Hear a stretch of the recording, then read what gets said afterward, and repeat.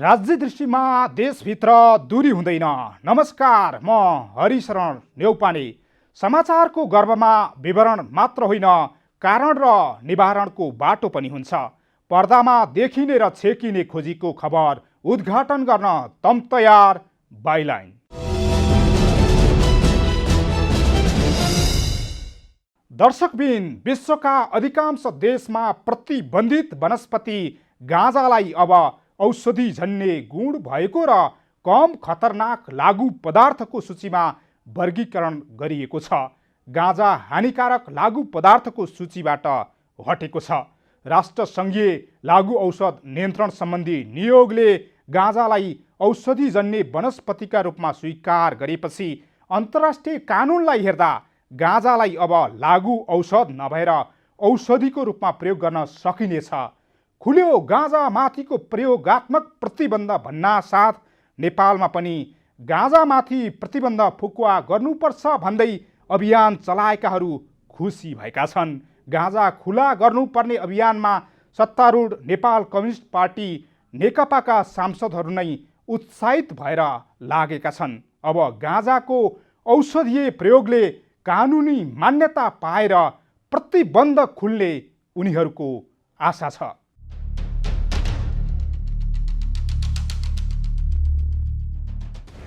विश्वका अधिकांश देशमा प्रतिबन्धित वनस्पति गाँजा हानिकारक लागु पदार्थको सूचीबाट हटेको छ। राष्ट्रसङ्घीय लागु औषध नियन्त्रण नियोगले बुधबार बहुमतका आधारमा प्रस्ताव पारित गर्दै गाँजालाई औषधिजन्य वनस्पतिका रूपमा स्वीकार गरेपछि अन्तर्राष्ट्रिय कानुनलाई हेर्दा गाँजालाई अब लागु औषध नभएर औषधिको रूपमा प्रयोग गर्न सकिनेछ। अस्ट्रेलियाको भ्यानामा सम्पन्न नियोगको वार्षिक सम्मेलनमा गाँजाजन्य वस्तुलाई हानिकारक लागु पदार्थको सूचीबाट हटाउने प्रस्तावमा 27 देशले समर्थन जनाएका थिए भने 25 देशको विपक्षमा मत परेको थियो। नेपालले पनि गाँजामाथिको प्रतिबन्ध फुकुवा गर्नुपर्छ भन्ने पक्षमा मतदान गरेको थियो। नेपालसँगै भारत, अमेरिका, बेलायत, दक्षिण Africa, Canada, Australia, France, Italy, Germany लगायतका राष्ट्रले गाँजामाथिको प्रतिबन्ध हटाउनु पर्ने पक्षमा मतदान गरेका थिए। जापान, इराक, ब्राजिल, चीन, रुस, पाकिस्तान लगायतका देशहरूले भने विपक्षमा मतदान गरेका थिए। युक्रेन मतदानमा अनुपस्थित थियो। राष्ट्रसङ्घको 1961 single convention on narcotic drugs अनुसार गाँजालाई हानिकारक लागु पदार्थको सूचीमा राखिएको थियो। पछिल्लो निर्णय अनुसार अब यसलाई औषधिजन्य गुण भएको र कम खतरनाक लागु पदार्थको सूचीमा वर्गीकरण गरिएको छ। बहुमतका आधारमा गाँजामाथिको प्रतिबन्ध फुकुवा भएसकै अन्तर्राष्ट्रिय कानुनका कारण अप्ठ्यारोमा रहेका देशहरूलाई गाँजाको प्रयोग फुकुवा गर्न सहज भएको विज्ञहरू बताउँछन्। यो निर्णयले तत्काल गाँजा खुला गर्न सम्भव नहोला, तर राष्ट्रसङ्घको निर्णय कुरेर बसेका धेरै देशलाई अब गाँजाको औषधीय गुण स्वीकार गर्न र यसलाई औषधिका रूपमा प्रयोग गर्न सहज भने पक्कै हुनेछ। बहुमतका आधारमा गाँजालाई औषधिजन्य वनस्पतिका रूपमा स्वीकार गरेसकै गाँजाबारे वकालत गर्दै आएका व्यक्ति र सङ्घ संस्थाहरूले खुसी व्यक्त गरेका छन्। गाँजालाई विश्वका धेरै देशका मानिसहरूले औषधिका रूपमा समेत प्रयोग गर्दै आइरहेका थिए। ती मानिसहरूका लागि यो सुखद समाचार पनि हो। नेपालमा पनि गाँजामाथि प्रतिबन्ध फुकुवा गर्नुपर्छ भन्दै अभियान चलाएकाहरूले राष्ट्रसङ्घको यो निर्णयप्रति खुसी व्यक्त गरेका छन्। गाँजा खुल्ला गर्नुपर्ने अभियानमा रहेका नेकपा सांसद विरोध खतिवडा राष्ट्रसङ्घको निर्णयबाट उत्साहित भएको बताउनुहुन्छ। खतिवडा राष्ट्रसङ्घको निर्णयले नेपालमा पनि गाँजामाथिको प्रतिबन्ध हटाउन भूमिका खेल्ने र बिस्तारै यसले कानुनी मान्यता पाउने भन्दै सरकारले प्रतिबन्ध हटाएपछि अझ बढी खुसी हुने बताउनुहुन्छ। यो त स्वाभाविकले एउटा चालेको अभियानले एउटा सफलता पाउँदाखेरि खुसी हुने कुरो स्वाभाविकै भयो, तर त्यसको पूर्ण खुसी त्यति बेला हुन्छ जब नेपालमा विद्यमान जुन कानुनले अहिले पनि प्रतिबन्ध लगाइरहेको छ, आउँदो संसदबाट हामीले त्यसलाई हटाउन सक्यौँ र चाहिँ त्यसलाई नियमन गर्ने गरी नेपाल सरकारको नियमन र निगरानीमा हुने गरी चाहिँ जब हामीले त्यसलाई फुकुवा गर्न सक्छौँ, त्यसपछि चाहिँ हामीलाई पूर्ण खुसी हुने हो। औषधीय गुण भएको गाँजा तराईका बारा, पर्सा, सिराहा, धनुषा, महोत्तरी तथा मध्यपश्चिमका पहाडी जिल्लामा नगदे बालीका रूपमा उत्पादन हुन्थ्यो। यसले नेपालको राजस्वमा 1970 को दशकसम्म ठूलो हिस्सा ओगट्दै आएको थियो। दोस्रो विश्वयुद्धकै समयदेखि नेपाली गाँजा भारत र अन्य देशमा ब्रान्डका रूपमा स्थापित भएको थियो। हिप्पी युगको सुरुवातसँगै काठमाडौँमा गाँजा खान गोरा साधुहरूको घुइँचो लाग्न थालेको थियो। त्यति बेला यहाँ 30 वटा जति गाँजा र चरेस केन्द्र खुलेका थिए र पसलमै यहाँ गाँजा र चरेस पाइन्छ भनेर लेखिएको हुन्थ्यो। विदेशीहरू स्वतन्त्र रूपमा ब्रान्डेड गाँजा खान असन र न्युयोर्कका पसल चाहन्थे। यसको बढ्दो व्यापारसँगै सरकारले सन् 1961 मा लागु औषध ऐन जारी गर्यो। लगतै अर्को वर्ष उत्पादन, बिक्री तथा आयात र निर्यातमा अनुमति पत्र लिनुपर्ने नियम बनायो। राष्ट्रसङ्घबाट दबाब आएपछि सरकारले गाँजा उत्पादन र किनबेच विरुद्ध 2030 सालदेखि नियन्त्रण सुरु गर्यो। जब राष्ट्रसङ्घको नार्कोटिक्स कन्ट्रोल बोर्डले गाँजालाई हिरोइन जस्तै कडा लागु पदार्थको सूचीमा राख्यो, त्यसपछि अमेरिकाको दबाबमा नेपालले गाँजालाई पूर्ण रूपमा प्रतिबन्ध लगाएको थियो। नेपालमा गाँजा प्रतिबन्ध लगाउन दबाब दिने अमेरिका स्वयंका कयौं राज्यमा अहिले गाँजा क्रमशः खुला गरिँदैछ। विश्वका कयौं राष्ट्रमा गाँजालाई औषधीय वनस्पतिका रूपमा स्वीकार गरिएको छ। कुन देशमा गाँजाले पाएको छ वैधानिकता? उरुग्वेले व्यक्तिगत प्रयोजनमा गाँजा सेवनलाई पहिले कानुनी मान्यता दियो। हालसम्म नेदरल्यान्ड, स्पेन, दक्षिण अफ्रिका, कोलम्बिया, चिली, जमैका लगायतका देशमा पनि गाँजालाई वैधानिकता दिएको छ। Australia, Canada, Austria, Germany, Israel जस्ता देशमा भने यसलाई औषधिका रूपमा मात्रै प्रयोग गर्न छुट दिइएको छ। पेरुले पनि 3 वर्ष अघि औषधिका रूपमा गाँजा प्रयोगलाई कानुनी मान्यता दिएको छ। अन्य केही देशले गाँजा खेतीलाई मात्र भए पनि वैधानिकता दिएका छन्। गाँजाबारे कट्टर अवधारणा लिँदै यसको सेवन रोक्न कडा कानुन बनाएका केही अमेरिकी तथा युरोपेली सहरमा पनि अहिले कफी सपमै विभिन्न ब्रान्डका गाँजा बेच्न थालिएको छ। कारण गाँजा अब लागु औषध मात्रै नभएर औषधीय गुण भएको पदार्थ समेत बन्यो र राष्ट्रसङ्घको यो फुकुवासँगै अब विभिन्न देशले आफ्नो कानुनको निलम्बन वा संशोधन गरी गाँजालाई कानुनी मान्यता दिन सक्नेछन्। तर उत्पादन मात्रै गर्ने, औषधि मात्रै बनाउने वा सेवन गर्ने छुट समेत दिने भन्ने विषय चाहिँ सम्बन्धित देशको कानुनमै निर्भर गर्नेछ। हो दर्शकवृन्द, औषधीय गुण भएको गाँजा तराईका विभिन्न जिल्लाका साथै मध्य र पश्चिमका पहाडी जिल्लामा यसअघि नगदे बालीका रूपमा उत्पादन हुन्थ्यो। पछि राष्ट्रसङ्घबाट दबाब आएपछि सरकारले गाँजा उत्पादन र किनबेच विरुद्ध 2030 सालदेखि नियन्त्रण सुरु गर्यो। राष्ट्रसङ्घको फुकुवासँगै अब विभिन्न देशले आफ्नो कानुनको निलम्बन वा संशोधन गरी गाँजालाई कानुनी मान्यता दिन सक्ने धेरैले आशा गरेका छन्। बाँकी प्रसङ्ग एकैछिनको विश्रामपछि।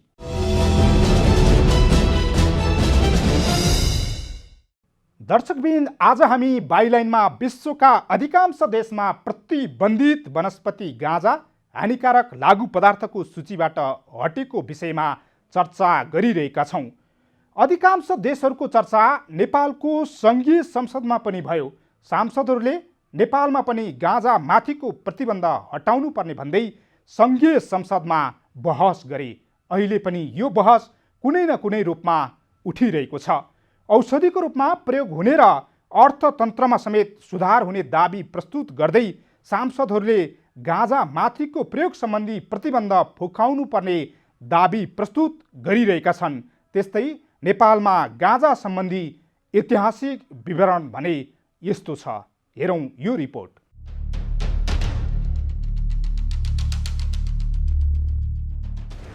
एक वर्ष अघि सत्तारूढ नेकपाकै सांसद एवं पूर्व कानुन मन्त्री समेत रहेको सांसद शेरबहादुर तामाङ, सांसद विरोध खतिवडा, सानु श्रेष्ठ लगायतले सङ्घीय संसदमै गाँजा माथिको प्रतिबन्ध हटाउनु पर्ने भन्दै बहस चलाए। यति मात्रै होइन, सांसद तामाङले गत वर्ष फागुनमा प्रतिनिधि सभामा प्राइभेट बिल समेत दर्ता गराएका थिए। उक्त विधेयक पारित हुने समेत दावी गरेका थिए। हुन त त्यस यता पनि यस विषयमा बहस नभएको होइन, तर बिहिबार संयुक्त राष्ट्रसङ्घले गाँजालाई लागु औषधको सूचीबाट हटाएपछि नेपालमा गाँजाबारे सेलाएको बहस पुनः सुरु भएको छ। यदाकदा गाँजालाई खुला गर्नुपर्ने आवाज आइरहे पनि लामो समयदेखि यसले राजनीतिमा प्रवेश पाएको थिएन। विगतलाई हेर्ने हो भने पनि हाम्रा पुर्खाले गाँजालाई विभिन्न औषधिको रूपमा प्रयोग गर्थे। त्यो सँगै जनताको आर्थिक स्थिति समेत मजबुत हुने र मुलुककै अर्थतन्त्रमा समेत टेवा पुग्ने भएकाले त्यसलाई व्यवस्थित कानुन निर्माण बनाएर खुल्ला गर्नुपर्ने आवाज उठाइएको अभियानकर्ताहरूको भनाइ छ। खास गरी किसानहरूको जोसँग जमिन छ, जमिन भएको किसानहरूले चाहिँ यसको उत्पादन गर्ने कुरालाई हामीले त्यहाँ राखेका छौँ र सबै नेपाली किसानहरू जो गरिब किसानहरू छन् उनीहरूले काम गर्न पाओस्, उनीहरूले उत्पादन गरेर त्यसको लाभ लिन पाओस्, न कि कुनै एउटा चाहिँ भनौँ न कुनै कम्पनी आएर लाभ लिने स्थिति होइन, आम किसानले लाभ लिन पाओस् र जो श्रमको लागि विदेशमा चाहिँ आफ्नो श्रम बेच्न बाध्य हुने हाम्रा नेपाली युवाहरू जो विदेशमा छन् लाखौँ छन् र उनीहरूले चाहिँ नेपालमै आएर आफ्नो रोजगारी प्राप्त गर्न सकोस् र गाँजाबाट आर्थिक लाभ लिन सकोस् भन्ने हिसाबले हामीले त्यो गाँजामा त्यो विधेयकमा ती कुराहरू उल्लेख गरेका छौँ। कुनै समय अमेरिकाकै दबावमा नेपालमा प्रतिबन्ध लगाइएको गाँजा अहिले अमेरिकाकै 12 राज्य तथा क्यानाडा, थाइल्यान्ड लगायतका देशमा गाँजा खेतीले मान्यता पाएको छ। औषधि उत्पादनका लागि वैधानिक ढङ्गले गाँजा उत्पादन गर्दा उनीहरूले आर्थिक उपार्जन समेत गरिरहेका छन्। तर नेपालमा भने अहिले पनि गाँजा खेती, प्रयोग आदिका कारण धेरै मानिसहरू जेलको चिसो छिडीमा समय बिताइरहेका छन्। विश्व बजारमा नेपाली गाँजाको निर्यात कहिलेदेखि सुरु भयो भन्ने एकिन तथ्याङ्क छैन। तैपनि जब विश्वमा आर्थिक क्रान्ति सुरु भयो त्यससँगै नेपालले पनि गाँजालाई आम्दानीको स्रोत बनाएको देखिन्छ। विक्रम सम्वत 2008 सालमा खाद्य तथा कृषि मन्त्रालयले प्रत्येक जिल्लाको 10 बिघा जमिनमा मात्रै गाँजा रोप्न आह्वान गरेको कागजात छ। त्यस समयभन्दा अघि नेपालमा गाँजालाई प्रतिबन्ध थिएन, तर लाइसेन्स लिएर मात्रै बिक्री वितरण गर्ने गरिएको तथ्य र प्रमाण भेट्न सकिन्छ। यो दस्तावेज हेर्नुहोस्। तर विश्व जगतमै गाँजाको गलत प्रयोग हुन थालेपछि यसलाई नियन्त्रणमा लिन अन्तर्राष्ट्रिय दबाव पर्न थाल्यो र सन् 1961 मा भएको संयुक्त राष्ट्रसङ्घको सम्मेलनले गाँजालाई लागू औषधकै रूपमा व्याख्या गर्दै यसको प्रयोग, उत्पादन र बिक्री वितरणमा रोक लगाउने निर्णय गर्यो। त्यससँगै यो सन्धिमा हस्ताक्षर गर्ने देशहरूले गाँजामाथि प्रतिबन्ध लगाए। अन्तर्राष्ट्रिय दबावकै कारण नेपालमा 2033 सालमा लागू औषध नियन्त्रण ऐन ल्याएर नेपाल सरकारले गाँजा प्रतिबन्ध लगाएको थियो। सरकारी प्रतिबन्ध रहेको भए पनि अहिले पनि लुकी चोरी गाँजाको उत्पादन र बिक्री वितरण भने भइरहेकै छ। संयुक्त राष्ट्रसङ्घको सूचीबाट गाँजालाई अति हानिकारक सूचीबाट हटाए लगत्तै अब नेपालमा पनि यस सम्बन्धी कानुन बनाएर वैधानिकता दिनुपर्ने तामाङको भनाइ छ। यसले आर्थिक उपार्जनमा सहयोग पुर्याउनुका साथै गाँजाको उत्पादन तथा प्रयोगकै कारण जेल पुगेकाहरूलाई अब बिस्तारै रिहाई गर्नुपर्ने सांसद तामाङको भनाइ छ। अहिलेको कानुनको कारणले जेलमा परेको छ उनीहरूलाई चाहिँ रिलिज गर्ने खालको स्थिति बन्छ र अहिले चाहिँ हामीले त्यो ढङ्गले नै कानुन अगाडि बढ्छ र अब खास गरी गाँजा चाहिँ लागु औषधि होइन भनिसके पछाडि अब लागु औषधि हो भनेर हिजो कानुनमा जेलमा परेको छ भने त त्यो कुरा त अब स्वतः उनीहरूले चाहिँ आम माफीमा पाउने खालको स्थिति बन्छ। लागू औषध नियन्त्रण ऐन 2033 मा गाँजा प्रयोग गर्ने र त्यसको कारोबार गर्नेलाई विभिन्न भागमा विभाजन गरी दण्ड, जरिवाना र सजायको व्यवस्था गरिएको छ, जसमा 100 ग्रामदेखि माथि जतिसुकै परिमाणको कारोबार गर्नेलाई 10 वर्षसम्म कैद र 1 लाख रुपैयाँसम्मको जरिवानाको व्यवस्था गरिएको छ। तर गाँजाबाटै बन्ने चरेस र अफिम प्रयोग तथा बिक्री वितरण गरेमा जन्मकैद र 25 लाखसम्मको जरिवानाको व्यवस्था गरिएको छ। लागू औषध नियन्त्रण ऐन 2033 को दफा 3 र 4 मा लागू औषध के हो र कुन कुन वनस्पति लागू पदार्थ हुन् भनेर उल्लेख गरिएको छ। डोमेस्टिक लले खेती गर्न पाउँछ भने मात्रै पनि हुँदैन, किनकि जुन 3टा इन्टरनेसनल जुन कन्भेन्सन छ त्यसलाई रेगुलेट गर्ने भनेको इन्टरनेसनल नार्कोटिक कन्ट्रोल बोर्ड स्वायत्त एउटा संस्था हो, आइएनसिबी भन्छ, त्यसले रेगुलेट गर्छ होइन। यदि तपाईँले भोलि दिन खेती गर्नु पर्यो भने पनि जुन 2टा प्रोभिजन मैले भने यसको लागि खेती गर्नु पर्यो भने पनि पहिला त हाम्रो कानुनमा त्यही अनुसारको व्यवस्था हुनु पर्यो र हाम्रो कानुनमा व्यवस्था भएर मात्रै पनि हुँदैन, त्यसको लागि स्वीकृति हामीले आइएनसिबीबाट लिनुपर्छ। आइएनसिबीबाट औषधि बनाउनको लागि होला या तपाईँको जुन रिसर्चको लागि जुन कुरा गर्यो त्यसको स्वीकृति पनि आइएनसिबीबाट लिनुपर्छ। आइएनसिबीबाट लिएपछि पनि आइएनसिबीले आएर यहाँ हेर्छ, उसले खेती गरेपछि दुरुपयोग हुने चान्सेसहरू छ कि छैन होइन, र त्यसलाई रेगुलेट गर्ने बडीहरू के छन्, केमा प्रयोजन गर्ने, त्यो भएपछि मात्रै खेती गर्ने स्वीकृति दिन्छ। हाम्रो देशको कानुनले खेती गर्न पाउँछ भनेपछि मात्रै पनि खेती गर्न चाहिँ पाइँदैन। त्यसै गरी ऐनको दफा 14 मा गाँजा लगायतका लागू पदार्थको उत्पादन, सेवन र बिक्री वितरण गरेमा हुने कानुनी कारबाहीबारे बोलिएको छ। ऐनको दफा 14 को दण्ड सजाय महलमा कसुरको मात्रा अनुसार दण्ड तथा जरिवानाको व्यवस्था छ। ऐन अनुसार गाँजा सेवन गर्ने व्यक्तिलाई 1 महिनासम्म कैद वा 2000 रुपैयाँसम्म जरिवानाको व्यवस्था गरिएको छ। त्यसै गरी गाँजाको खेती गर्नेलाई पनि कसुर अनुसार दण्ड सजायको व्यवस्था गरिएको छ। 25 वटा बोटसम्म गाँजाको खेती गर्ने व्यक्तिलाई 3 महिनासम्म कैद वा 3000 रुपैयाँसम्म जरिवाना गरिएको छ भने 25 वटा बोट भन्दा बढी गाँजाको खेती गर्ने व्यक्तिलाई 3 वर्षसम्म कैद वा 5000 रुपैयाँदेखि 25000 रुपैयाँसम्म जरिवाना तोकिएको छ।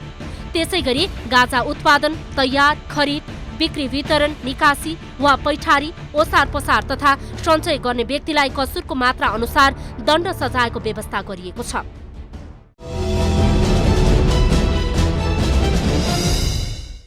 दर्शकबिन, गाँजालाई धेरैले लागु औषधका रूपमा बुझ्ने गरेका छन्, तर सदियौँदेखि गाँजालाई खुसी प्रदायक, शारीरिक पीडा कम गर्न प्रयोग गर्ने गरिएको थियो।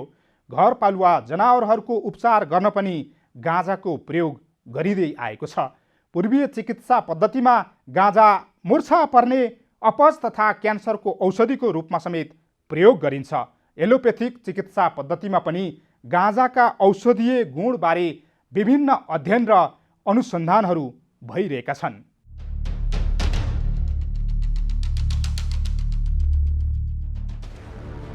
गाँजालाई धेरैले लागु औषधका रूपमा बुझ्ने गरेका छन्, तर वेदमा भने गाँजालाई खुसी प्रदायक वा मुक्तिदाता भनिएको छ। पहिले बुढापाकाहरूले कामको थकान मेट्न, शारीरिक पीडा कम गर्न र अनिन्द्रा भगाउन गाँजाको प्रयोग गर्ने गरेका थिए। भजन कीर्तन तथा चाडपर्व मनाउनुका साथै घरपालुवा जनावरको उपचार गर्न पनि गाँजाको प्रयोग गरिँदै आएको छ। त्यस्तै पूर्वीय चिकित्सा पद्धतिमा गाँजा मूर्छा पर्ने, अपच तथा क्यान्सरको औषधिको रूपमा प्रयोग गरिन्छ। एलोप्याथिक चिकित्सा पद्धतिमा पनि गाँजाका औषधीय गुणबारे विभिन्न अध्ययन तथा अनुसन्धानहरू भइरहेका छन्। त्यसो त आयुर्वेदिक औषधिमा परम्परागत ढङ्गले गाँजा, भाङ, धतुरो र अफिमलाई प्रयोग गरिन्छ। जुन एरियामा गाँजा, तुलसीको बोट रहेको हुन्छ त्यहाँको वातावरणमा स्वच्छता रहने विश्वास गरिन्छ। विषाक्त किरा, कीटाणुहरू पनि नआउने आयुर्वेदका ज्ञाताहरू बताउँछन्, जसले मानव स्वास्थ्यमा सकारात्मक प्रभाव पार्न ठूलो मद्दत गर्छ। तर गाँजाको प्रयोग गर्दा ओभरडोज भएको खण्डमा चाहिँ कलेजोमा गम्भीर क्षति पुर्याउन सक्नेछ, तर यसले अन्य कुनै रोग भने नलगाउने चिकित्सकहरू बताउँछन्। मुख्य गरेर रेस्पिरेटरीमा पनि यो कमन कोल्ड, इन्फ्लुएन्जा यिनीहरूमा, अनि अर्को चाहिँ क्रोनिक डायरियल डिजिजहरू, कोलाइटिसहरूमा, अनि कलेराहरूमा रातोभरि भन्ने एउटा औषधि छ जो कलेरामा एकदमै इफेक्टिभ थियो पहिले। अनि त्यस्तै ज्वरोहरूमा, अनि अर्को चाहिँ तपाईँको यो सेक्सुअल डिजायर, यौन उत्तेजनात्मक उसमा चाहिँ विभिन्न खालका रोगहरूमा प्रयोग गरिन्थ्यो। क्यान्सरका रोगीलाई केमोथेरापी गर्दा उत्पन्न हुने वाकवाकी र उल्टीमा गाँजा प्रभावकारी हुने चिकित्सकहरू बताउँछन्। तर रिङ्गाटा लाग्ने, मतिभ्रम आदि पार्श्व प्रभाव हुनाले यसको प्रयोग भने कम नै गरिन्छ। एचआईभी एड्सबाट पीडित रोगीहरूमा हुने अरुचिको उपचार गर्नका लागि पनि गाँजाको प्रयोग गर्ने गरिएको छ। त्यस्तै दीर्घकालीन पीडा कम गर्नका लागि औषधि खाँदा भन्दा गाँजा सुँघ्दा छिटो काम गर्ने अध्ययनहरूले देखाएको छ। मूलत गाँजालाई मादक पदार्थकै रूपमा लिइन्छ र पनि गाँजालाई आयुर्वेदमा विजया उल्लेख गरिएको छ। लक्ष्मी विलास रस, जसलाई रुगा लाग्ने, ज्वरो आउने, चिसो लाग्ने बिरामीका लागि प्रयोग गरिन्छ। सर्पगन्धा, उच्च रक्तचाप र अनिन्द्राका बिरामीका लागि प्रयोग गरिन्छ। मोदनानन्द मोदक, मानसिक विकार र डिप्रेसनका लागि प्रयोग गरिन्छ। पूर्णचन्द्रोदय रस, पुरुषको शीघ्र पतन र शीघ्र स्खलन रोक्नका लागि प्रयोग गरिन्छ। रामबाण रस झाडा पखला रोक्नका लागि प्रयोग गरिन्छ। त्यसो त कुनै पनि औषधि निर्माणमा गाँजालाई महत्त्वपूर्ण वनस्पति मानिन्छ, तर यसको शुद्धिकरण नगरी जथाभावी मात्रामा यसको प्रयोग गर्दा हानिकारक हुने चिकित्सकहरू बताउँछन्।